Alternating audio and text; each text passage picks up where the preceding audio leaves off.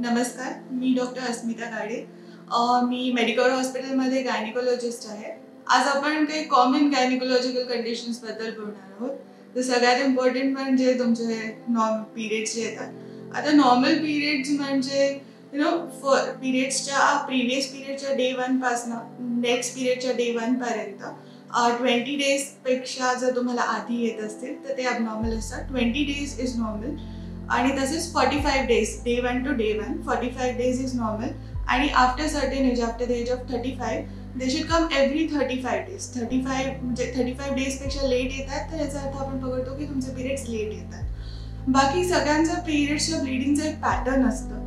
कोणाला 2 पॅड्स होतात, कोणाला 4 पॅड्स होतात, अमक्या दिवशी पेन होतं.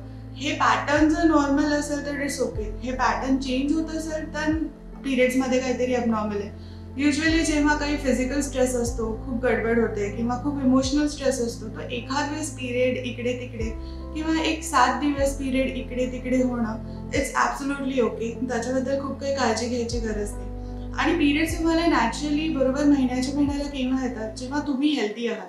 जर तुमची हेल्थ परफेक्ट आहे, तुम्ही बरोबर खाता पिता आहात, तुमचं झोप बरोबर होते आहे, तुमची डेली एक्सरसाइज बरोबर होते आहे, हे सगळं जर तुमच्याकडे सगळं तुम्हाला कुठल्याही प्रकारचे न्यूट्रिशन डिफिशियन्सी नाहीच आहे, तुम्ही सगळं खाण्यामध्ये बरोबर खाता, बरोबर रोज एक्सरसाइज करता, तर पिरियड्स पण बरोबर येतील. पिरियड्स येत आहेत बरोबर याचा अर्थ तुम्ही हेल्दी आहात.